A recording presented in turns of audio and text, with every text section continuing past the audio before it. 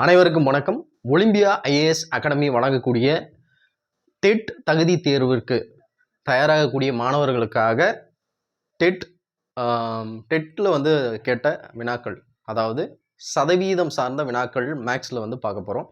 So இதில் first question பார்த்தீங்க அப்படின்னா, ஒரு பழ வியாபாரியிடம் இருந்த பழங்களில் 40% விற்றுவிட்டது, மீதி 420 பழங்கள் இருந்தால் அவர் வைத்திருந்த மொத்த பழங்களின் எண்ணிக்கை எத்தனை? இதான் கொஷின். ஸோ இதில் பார்த்தீங்கன்னா 4 ஆப்ஷன் கொடுத்துருக்கு. இதில் எது சரியான விடை அப்படின்றத நம்ம பார்க்க போகிறோம்.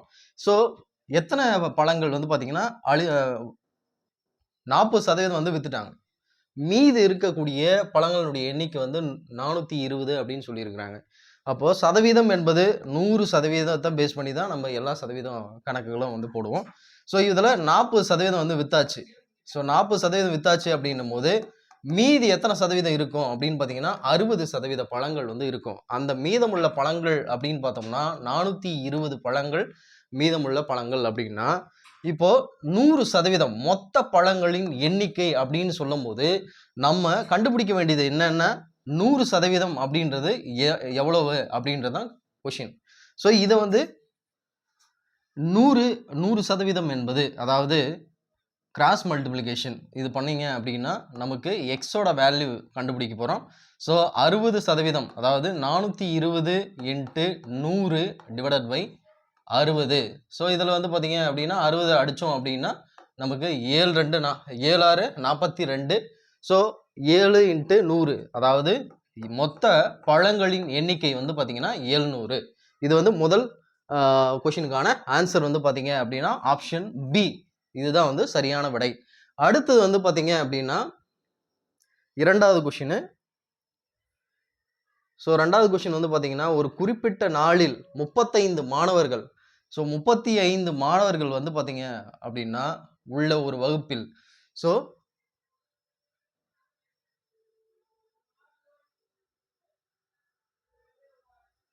இரண்டாவது வினா, ஒரு குறிப்பிட்ட நாளில் 35 மாணவர்கள் உள்ள ஒரு வகுப்பில் 7 மாணவர்கள் வருகை தரவில்லை.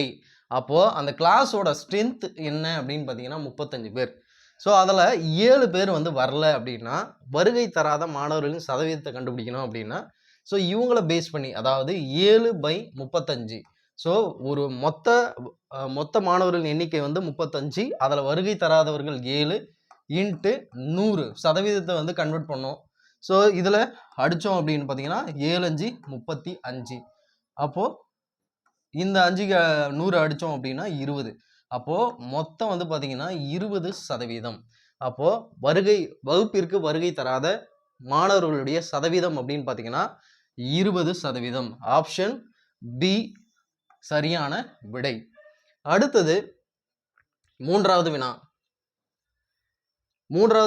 பார்த்தீங்க அப்படின்னா 400ஐ விட 25% குறைவான எண்ணை காண்க. கொஷின் பார்த்தீங்கன்னா ஃபர்ஸ்ட் 100% என்பது 400 அப்படின்னு கொடுத்துருக்குறாங்க. ஸோ இதில் 25% கம்மியாக இருக்கணும் அப்படின்னா 400ல் 25% என்பது எவ்வளவு? அதாவது 400ல் 25% அப்படின்றது பார்த்தீங்கன்னா 100. 400ல் 25% அப்படின்றது 100. ஸோ இதில் மொத்தமாக இருக்கக்கூடிய நம்பரில் 400 இருக்குது. அதில் 25% மைனஸ் பண்ணோம்னா மீதம் இருக்கக்கூடிய இந்த 300 என்பது தான் பார்த்தீங்கன்னா 75% நம்பர். 75% 300. அப்போது ஆப்ஷன் டி என்பது சரியான விடை. அடுத்த வினா, அதாவது 4வது கொஷின் பாருங்க. ராம் தன்னுடைய வருமானத்தில் 25% வாடகையாக கொடுக்கிறார். அவருடைய வருவாய் பார்த்தீங்கன்னா 25,000 இருக்கும்போது அவர் வாடகையாக கொடுக்கும் தொகை என்ன அப்படின்னு கேட்டிருக்காங்க. ஸோ ராம் என்ன பண்ணுறாருன்னா, அவருடைய வருமானத்தில் 25% என்னவா கொடுக்குறாருன்னா ரெண்டாக பே பண்ணுறாரு. ஸோ ரெண்டாக பே பண்ணுறாரு. அவருடைய சம்பளம் அப்படின்றது பார்த்தீங்கன்னா 25,000. ஸோ 25,000 என்பது 100%. 25,000 என்பது 100%.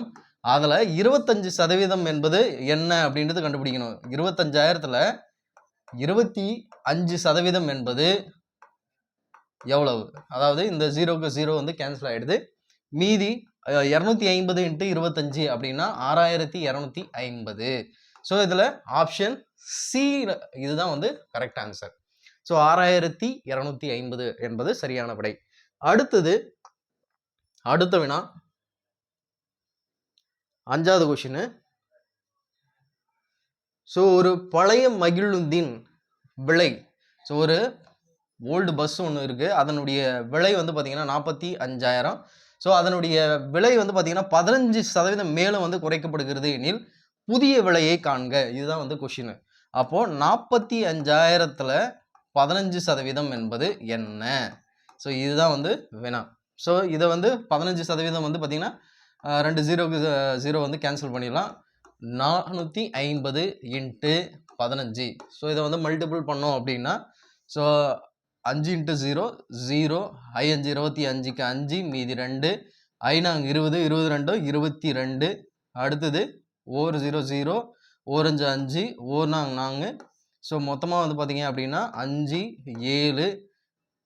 ஸோ இது வந்து பார்த்தீங்க அப்படின்னா 6, 6750. 6750 அப்படின்றது வந்து பார்த்தீங்கன்னா புதிய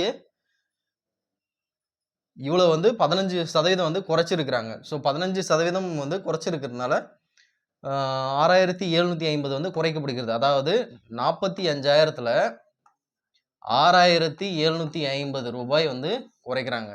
அப்போ குறைச்சோம் அப்படின்னா எவ்வளோ? மைனஸ் பண்ணுங்க. மைனஸ் பண்ணோம் அப்படின்னா நமக்கு எவ்வளோ வரும்? அதாவது இந்த 10ல் 5 போச்சு அப்படின்னா 5, மீதி இங்கே வந்து 9 இருக்கும். 9ல் 7 போச்சு அப்படின்னா 2, இங்கே வந்து 4, 14ல் வந்து 6 போச்சு அப்படின்னா 14ல் 6 போச்சு அப்படின்னா 8, இங்கே 3, 38,250 ரூபா. அதாவது இந்த மகிழுந்தினுடைய புதிய விலை வந்து 38,250 என்பது தான் சரியான விடை. அடுத்த வினா 6வது கொஸ்டின். மீனு தன்னுடைய சம்பளத்தில், அதாவது மீனு தன்னுடைய சம்பளத்தில் 5%, அதாவது 2000ஐ 5% என்பது 2000 அப்படின்னா பொழுதுபோக்கிற்காக செலவிட்டால் அவருடைய சம்பளம் என்ன? இப்போ 5% என்பது 2000னா அவருடைய சம்பளம் அப்படின்றது வந்து பார்த்தீங்கன்னா 100% என்ன அப்படின்றத கண்டுபிடிச்சா போதுமானது. இதை கிராஸ் மல்டிபிள் பண்ணலாம். கிராஸ் மல்டிபிள் பண்ணோம் அப்படின்னா நமக்கு என்ன வரும்? 5%, அதாவது 5x = 2000 × 100. ஸோ எக்ஸோட வேல்யூ வந்து கண்டுபிடிக்கணும். எக்ஸோட இந்த 5 வந்து அந்த சைடு கொண்டு போனோம் அப்படின்னா டிவைட் ஆகும். அப்போது 2000 × 100 / 5. ஸோ இதை அடித்தோம் அப்படின்னா நமக்கு என்ன வரும்? 100 25 100. அப்போது 2000 × 20 அப்படின்னும் போது நமக்கு எக்ஸோட வேல்யூ என்னன்னு வரும்? 4000, அதாவது 40,000 ரூபாய் வரும். ஸோ இதில் வந்து அவளுடைய மொத்த சம்பளம் அப்படின்றது வந்து பார்த்தீங்கன்னா 40,000. ஆப்ஷன் சி இதுதான் வந்து கரெக்ட் ஆன்சர். அடுத்த கொஸ்டின் 7வது கொஸ்டின். ஒருவர் தனது சம்பளத்தில் வந்து 75% செலவு செய்கிறார். ஸோ 75% வந்து செலவு செய்கிறார். அவரது வருமானம் 20% அதிகரிக்கிறது. ஸோ அவங்க சேலரியில் வந்து 75% வந்து பார்த்தீங்கன்னா செலவு பண்ணுறாங்க. அவருடைய வருமானம் என்ன ஆகுது அப்படின்னு பார்த்தீங்கன்னா 20% அதிகமாகுது. அவரது செலவும் வந்து பார்த்தீங்கன்னா 15% வந்து அதிகரிக்குது. அவரது சேமிப்பு எத்தனை சதவீதம் அதிகரிக்கும்? இதுதான் கொஷின். ஸோ இப்போ இந்த கொஷின் வந்து பார்த்தீங்கன்னா 100 ரூபாய், ஒரு பேசிக்காக வந்து பார்த்தீங்கன்னா ஒரு 100 ரூபாய் சம்பளம் அப்படின்னா அதில் 75% செலவு பண்ணுறாங்க அப்படின்னா, ஸோ 75% செலவு செய்கிறார். ஸோ 100 ரூபா அப்படின்னா அதில் 75 ரூபா வந்து செலவு பண்ணுறாங்கன்னா மீதி எவ்வளவு சேமிக்கிறாருன்னா 25 ரூபா வந்து சேமிப்பார். 25 ரூபா வந்து சேமிக்கிறாருன்னு அர்த்தம். அதே 100 ரூபா சம்பளம் எவ்வளோ இன்க்ரீஸ் ஆகுதுன்னா 20% வந்து அதிகரிக்குது. ஸோ 20% அதிகரிக்குது அப்படின்னு பார்த்தோம்னா 100 + 100 டிவைடட் பை 20% அதிகரிக்குது அப்படின்னும் போது நமக்கு என்ன ஆகும்னா 120 ரூபா வந்து அவருடைய சம்பளமா இருக்கும். 120 ரூபா அவருடைய சம்பளமா இருக்கும். இப்போ அதிகரித்த பின் அவரது சேமிப்பு எத்தனை சதவீதம் அதிகரிக்கும்? ஸோ இவருடைய சேமிப்பு வந்து எந்த அளவுக்கு வந்து அதிகரிக்கும் அப்படின்னு பார்க்கலாம். அதாவது 100 ரூபா இருக்கும்போது ஸோ 25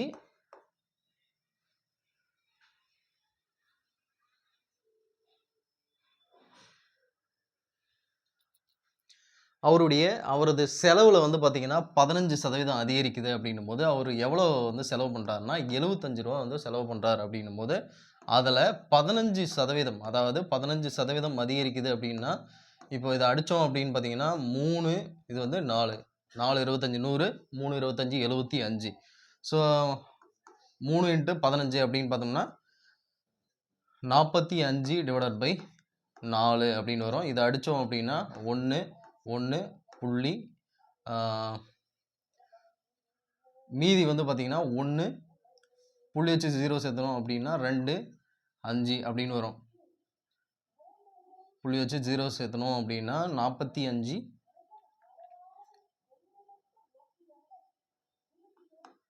5.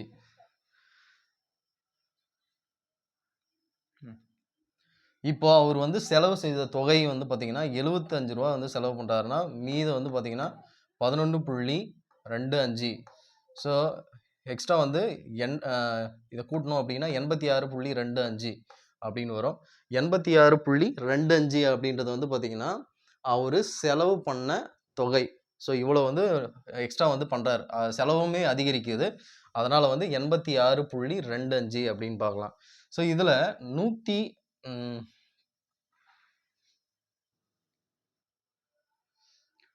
ஸோ இதில் வந்து பார்த்தீங்க அப்படின்னா 75 ரூபா வந்து செலவு பண்ணுறாருன்னா அதில் 15% அதிகரிக்குது அப்படின்னு பார்த்தோம்னா 45 டிவைடட் பை 4 இதை வந்து அடித்தோம் அப்படின்னா 11.25 அப்படின்னு கிடைக்குது.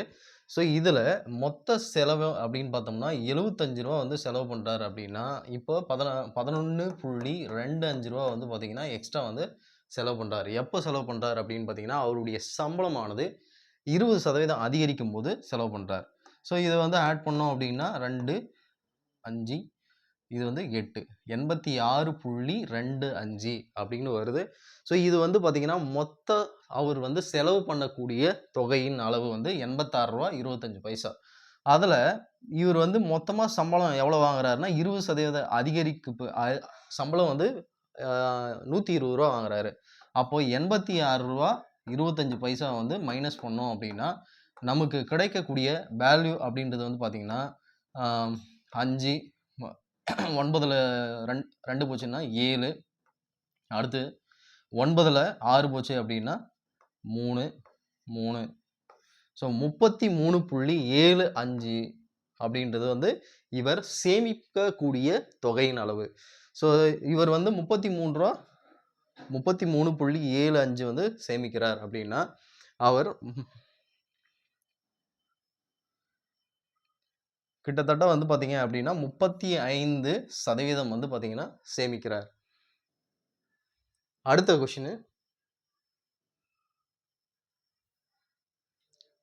கொஷின் செவ்வகத்தின் நீளத்தை ஒரு செவ்வகத்தினுடைய நீளத்தை வந்து 20% அதிகரித்து அகலத்தை 10% குறைத்தால் பரப்பளவில் ஏற்படும் மாற்றம்.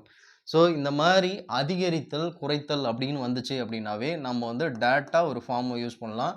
X plus y plus or minus, அதாவது இதெல்லாம் வந்து பார்த்தீங்கன்னா ப்ளஸ் ஆர் மைனஸ், அதிகரிக்குது அப்படின்னா ப்ளஸ்ஸு, குறையுது அப்படின்னா மைனஸ்ஸு.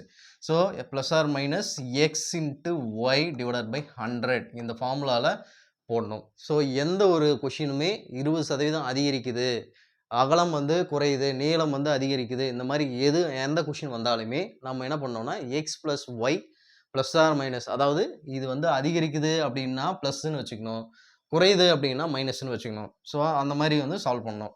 இப்போது 20% அதிகரிக்குது, அகலத்தை வந்து அதிகரிக்கிறாங்கன்னா 20 ப்ளஸ்ஸு அகலத்தை வந்து 10% குறைக்கணும் அப்படின்னா ஸோ முதல்ல வந்து 20% அதிகரிப்பு 10% குறைக்கிறாங்க அப்படின்னும் போது இது 20 மைனஸ் 10, அடுத்தது மைனஸ் 20 × 10 அப்படின்னு வரும், டிவைடட் பை 100 அப்படின்னு போடலாம். ஸோ இந்த வேல்யூஸ் வந்து பார்த்தீங்கன்னா 0க்கு 0 கேன்சல் பண்ணிடலாம். அப்போ இதுலேருந்து 20லேருந்து 10 வந்து மைனஸ் பண்ணோம் அப்படின்னா ரிமைனிங் நமக்கு 10 இருக்கும். இதை வந்து அடிச்சிட்டோம் அப்படின்னும் போது நமக்கு இருக்க வேல்யூ வந்து 2. அப்போ 10 - 2 அப்படின்றது வந்து பார்த்தீங்கன்னா 8. ஸோ 8%. ஸோ பரப்பளவில் எந்த அளவுக்கு மாற்றம் ஏற்படும்னா 8% அளவிலான பரப்பு வந்து மாற்றம் ஏற்படும். ஸோ இந்த கொஷினுக்கான ஆன்சர் வந்து பார்த்தீங்கன்னா ஆப்ஷன் சி. அடுத்தது நெக்ஸ்ட் கொஷின். ஸோ ஒரு தொலைக்காட்சி பெட்டியின் விலை, ஸோ ஒரு தொலைக்காட்சி பெட்டியினுடைய விலை வந்து பார்த்தீங்கன்னா பட்ஜெட்டுக்கு முன்பு 30% அதிகரிக்கப்பட்டு பட்ஜெட்டுக்கு பின்பு 15% அதிகரிக்கப்படுகிறது. அப்போ ரெண்டுமே வந்து என்ன கொடுத்துருக்குறாங்கன்னா அதிகரிக்குது அப்படின்னு கொடுத்துருக்குறாங்க. அப்போ x + y + xy divided by 100. So இந்த ஃபார்முலா யூஸ் பண்ணோம் அப்படின்னா ஈஸியாக வந்து ஆன்சர் கிடச்சிரும். அப்போ ரெண்டுமே வந்து பார்த்தீங்கன்னா அதிகரிக்குது அப்படின்ற மாதிரி தான். ஸோ அப்போது 30% என்பது எக்ஸ் ஆகும், ஒய் வந்து பார்த்தீங்கன்னா 15% அப்படின்னும். ஸோ இது ரெண்டுத்தையும் வந்து பெருக்கணும் அப்படின்னா 30 × 5 அதாவது டிவைடட் பை 100 அப்படின்னு வரும். ஸோ இதை நம்ம என்ன பண்ணலாம் அப்படின்னு பார்த்தீங்கன்னா 30 × 15 5 45. ஸோ இதை வந்து கூட்டிக்கலாம். இது கூட்டணும் அப்படின்னா 45 + 450 டிவைடட் பை 100 அப்படின்னு வரும். இது அடித்தோம் அப்படின்னா அது ஒரு பாயிண்ட் டெசிமல் வரும். ஸோ 45 + 4.5 அப்படின்னு வரும். ஸோ இதை கூட்டணும் அப்படின்னா 49.5. ஸோ ஆன்சர் வந்து பார்த்தீங்கன்னா 49.5% அப்படின்னு வரும். ஆப்ஷன் டி தான் வந்து ஆன்சர். அடுத்த வினா போயிடலாம். நெக்ஸ்ட் 10வது வினா. ஒரு பொருளின் விலை, ஸோ ஒரு பொருளோட விலை வந்து பார்த்தீங்க அப்படின்னா 10% உயர்த்தப்படுகிறது, பின்பு மீண்டும் 20% உயர்த்தப்படுகிறது. அப்போ ரெண்டுமே வந்து பாசிட்டிவாக தான் கொடுத்துருக்குறாங்க. கடைசியாக உயர்த்தப்பட்ட பின் அதன் விலை 132 எனில் அப்பொருளின் பழைய விலை என்ன? இதுதான் வந்து கொஷின். ஸோ பழைய விலை, பொருளோட பழைய விலை என்னன்னு தெரியாது, அவங்க கொடுத்துருக்குறாங்க. இப்போ வந்து இதுக்கும் வந்து x + y xy divided by 100 இந்த ஃபார்முலாவை வந்து யூஸ் பண்ணோம் அப்படின்னா நமக்கு ஆன்சர் ஈஸியாக வந்துடும். அதாவது எக்ஸோட வேல்யூ வந்து பார்த்தீங்கன்னா 10% ப்ளஸ் ஒய்யோட வேல்யூ வந்து 20% plus x × y 20 × 10 divided by 100 அப்படின்னு வரும். ஸோ இந்த 0க்கு 0 வந்து கேன்சல் பண்ணோம் அப்படின்னா 30 + 2 அதாவது 32.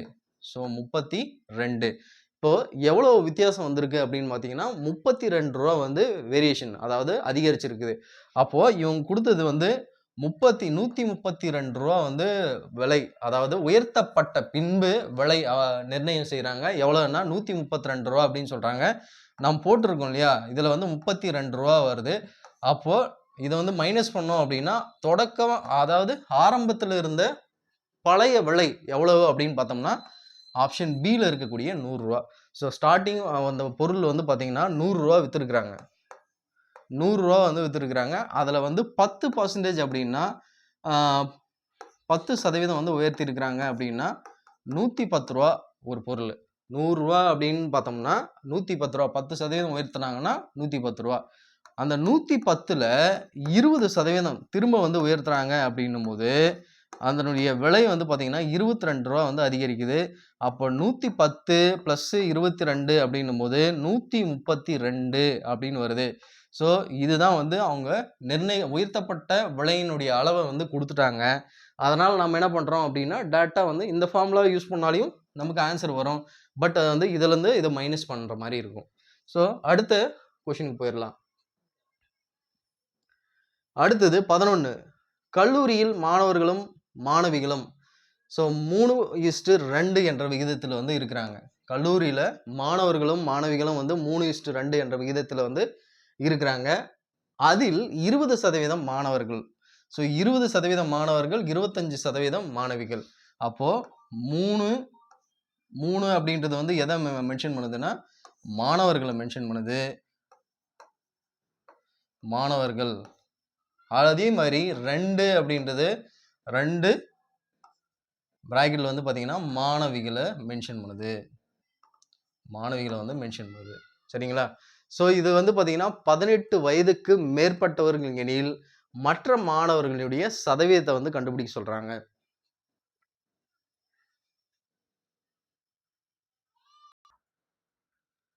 ஸோ இதில் வந்து பார்த்தீங்க அப்படின்னா 20% மாணவர்களும் 25% மாணவிகளும் வந்து இருக்கிறாங்க. இப்போ 20% அப்படின்றது எவ்வளோ? அதாவது 20 டிவைடட் பை 100 அப்படின்னு போட்டோம்னா, ஸோ இதில் மாணவர்களுடைய எண்ணிக்கை வந்து பார்த்தீங்கன்னா 3. ஸோ இதை அடித்தோம் அப்படின்னா நமக்கு என்ன வரும்னா, ஸோ 3/5 அப்படின்னு வரும். இதை வந்து டெசிமல் வகுத்தோம் அப்படின்னா 0.30 அப்படின்னு வரும். 30ல் எத்தனை 5 இருக்குன்னா 6 5. அப்போது அடுத்தது வந்து பார்த்தீங்கன்னா மாணவிகளுடைய சதவீதம் வந்து 25% இருக்கு அப்படின்னா, ஸோ 25 டிவைடட் பை 100 எத்தனை மாணவிகள் அப்படின்னு பார்த்தோம்னா 2. ஸோ இதை அடித்தோம் அப்படின்னா 4.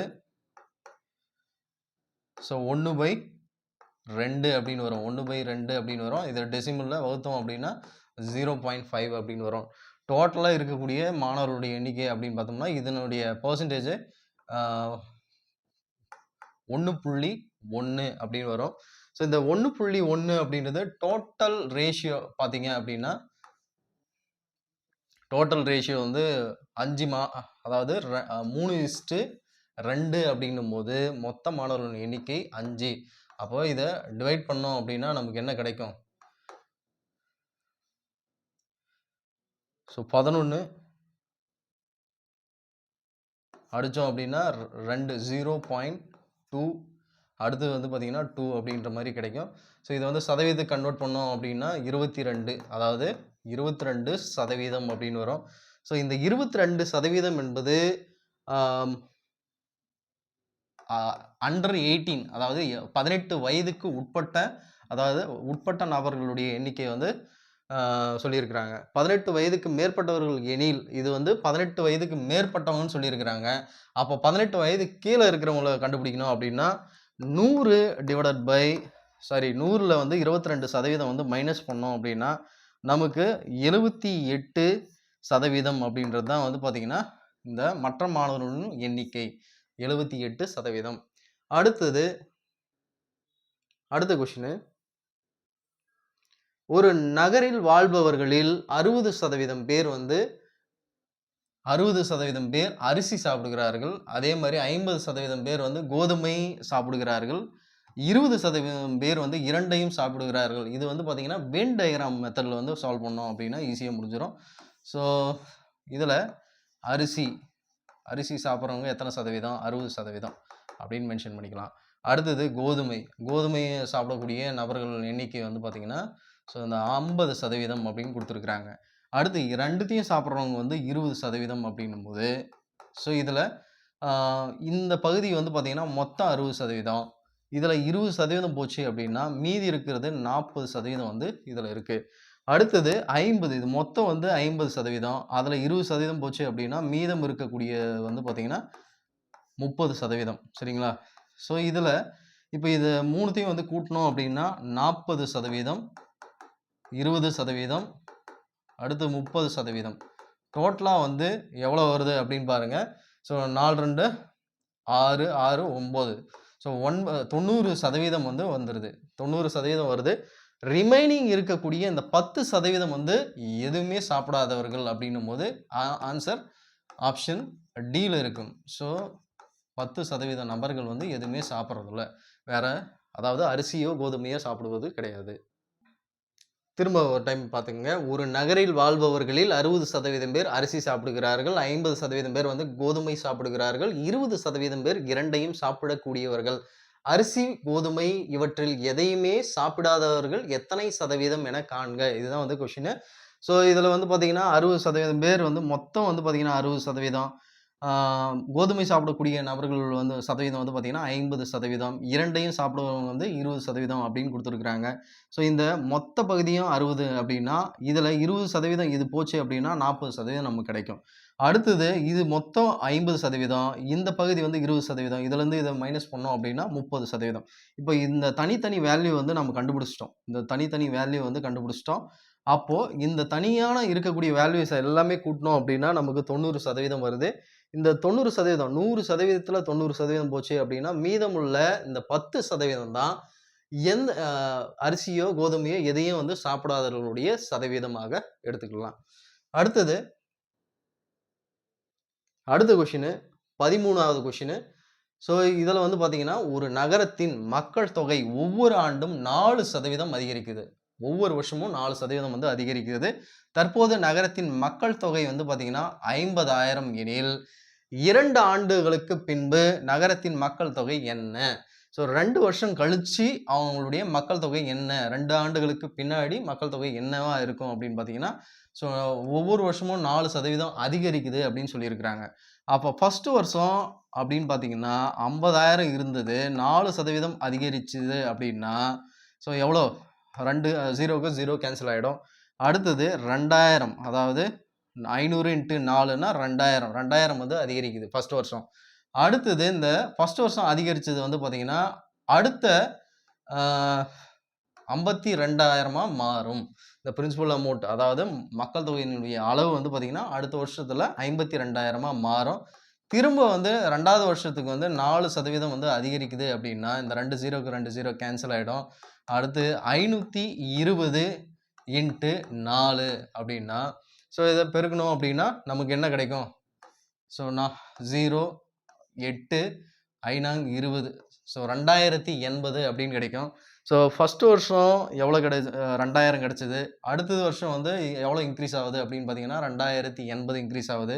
டோட்டலாக வந்து 52,000 பாப்புலேஷன் வந்து ப்ளஸ்ஸு 2080 வந்து இன்க்ரீஸ் ஆகுது அப்படின்னும் போது 2 ஆண்டுகள் கழித்து, ஸோ 2 ஆண்டுகள் கழித்து மக்கள் தொகை எவ்வளோ வந்து உயர்ந்திருக்கும் அப்படின்னு பார்த்தீங்கன்னா 54,080. ஸோ 54,080 வந்து ஆப்ஷன் டியில் இருக்குது. ஸோ 54,080 இதுதான் வந்து ஆன்சர். அடுத்தது நெக்ஸ்ட் கொஷின் போயிடலாம். இரு வண்ண தொலைக்காட்சிகள் ஒவ்வொன்றையும் 1800க்கு ஒருவர் விற்றார். இதில் ஒன்றில் வந்து பார்த்தீங்கன்னா 20%, ஒன்றில் வந்து 20% லாபமும் மற்றொன்றில் வந்து 20% நட்டமும் ஏற்பட்டது.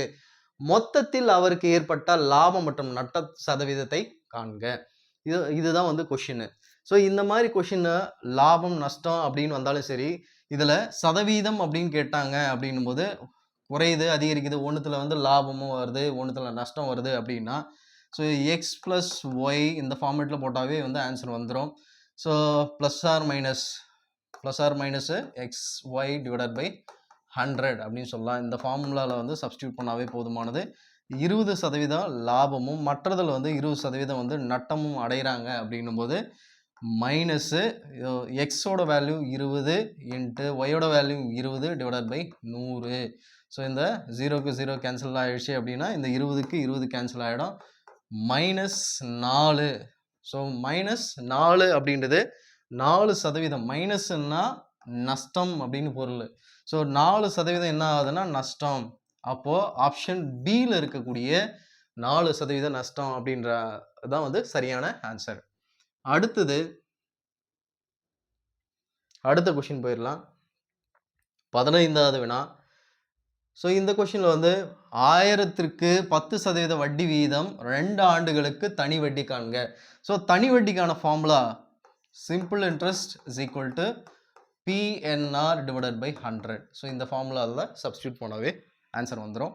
So simple interest, so principal amount வந்து இங்கே பிரின்சிபல் வந்து 1000 ரூபா அப்படின்னு கொடுத்துருக்குறாங்க. அடுத்தது ரேட் ஆஃப் இன்ட்ரெஸ்ட் வந்து பார்த்தீங்கன்னா 10%. என்னோட வேல்யூ வந்து கொடுத்துருக்குறாங்க 2 ஆண்டுகளுக்கு அப்படின்னா, ஸோ இதில் அப்படியே சப்ஸ்டியூட் பண்ணாவே போதுமானது. 1000 × 10 × 2 டிவைடட் பை 100. ஸோ இதை அடித்தோம் அப்படின்னா 2 0க்கு 0 வந்து கேன்சல் ஆகிடும். ரிமைனிங் வந்து பார்த்தீங்கன்னா 200. அப்போது தனி வட்டி எவ்வளோ அப்படின்னு பார்த்தீங்கன்னா 200. அப்போது ஆப்ஷன் பி 200.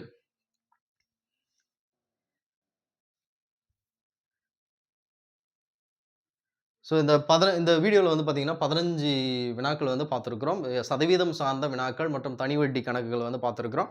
ஸோ இந்த வீடியோ உங்களுக்கு பிடிச்சிருந்தால் லைக் பண்ணுங்கள், கமெண்ட் பண்ணுங்கள், ஷேர் பண்ணுங்கள். நன்றி, வணக்கம்.